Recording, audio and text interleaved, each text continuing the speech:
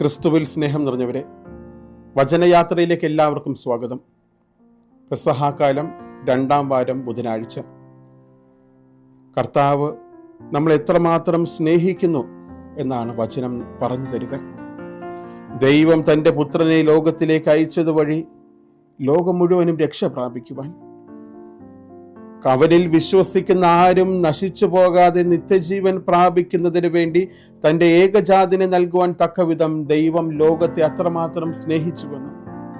ദൈവത്തിൻ്റെ സ്നേഹം എത്രയോ വലുതാണ്.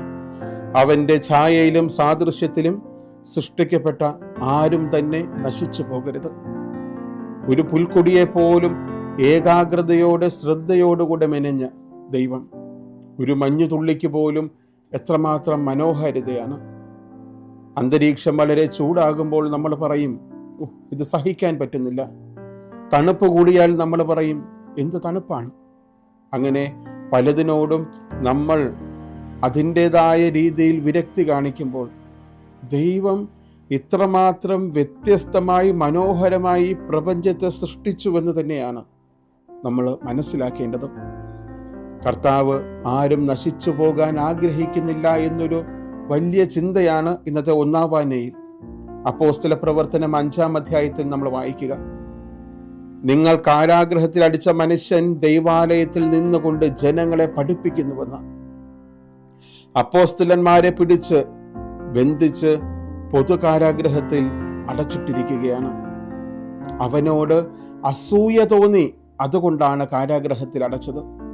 യേശുവിനോടും ഒരുപക്ഷെ അവനെ കുരിശിൽ തറച്ചതും അവനോട് അസൂയ തോന്നിയിട്ടായിരിക്കില്ലേ? യേശുനാഥൻ എല്ലാവരെയും സ്നേഹിക്കുന്നു, സൗഖ്യപ്പെടുത്തുന്നു, അവർക്ക് വചനം പറഞ്ഞു വെക്കുന്നു. അങ്ങനെ ദൈവസ്നേഹത്തിൻ്റെ ആഴം മനുഷ്യന് പകർന്നു കൊടുക്കുമ്പോൾ മറ്റുള്ളവർക്ക് അവനിലുണ്ടായ അസൂയ അവനെ കുരിശിൽ തറച്ചതുപോലെ അവൻ്റെ ശിഷ്യന്മാരോട് തോന്നിയ അസൂയ അവരെ കാരാഗ്രഹത്തിൽ അടയ്ക്കുന്നു. എന്നാൽ ദൈവം അവൻ്റെ ദൂതനെ അയച്ച് അവരെ കാരാഗ്രഹത്തിൽ നിന്ന് മോചിപ്പിക്കുന്നു. എന്നിട്ട് പറഞ്ഞു വെക്കുന്നു, എല്ലാ ജനതകളോടും നവജീവന്റെ ഈ വചനം പ്രഘോഷിക്കുവിൻ.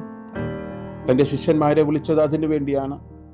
ലോകത്തിലെ അതിർത്തി മുഴുവനും ചെന്ന് സുവിശേഷം പ്രസംഗിക്കുവിൻ. ഒരു കാരാഗ്രഹത്തിനും വചനം പ്രഘോഷിക്കുന്നവരെ തറച്ചിടാനായിട്ട് പറ്റുകയില്ല.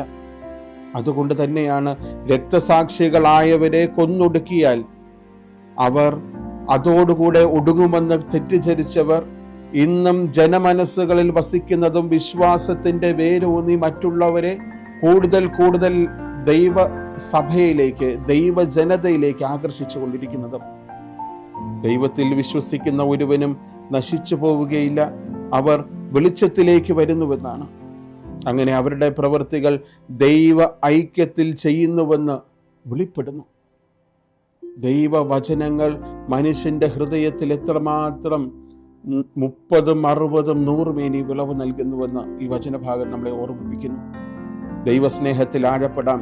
ഒരു കാരാഗ്രഹത്തിനും ഒരു ചങ്ങലയ്ക്കും ഒന്നിനും തന്നെയും ദൈവവചനത്തെ സ്വായത്തമാക്കിയവരെ, ദൈവവചനം പ്രഘോഷിക്കുന്നവരെ തടഞ്ഞു നിർത്താനായിട്ട് പറ്റുകയില്ല.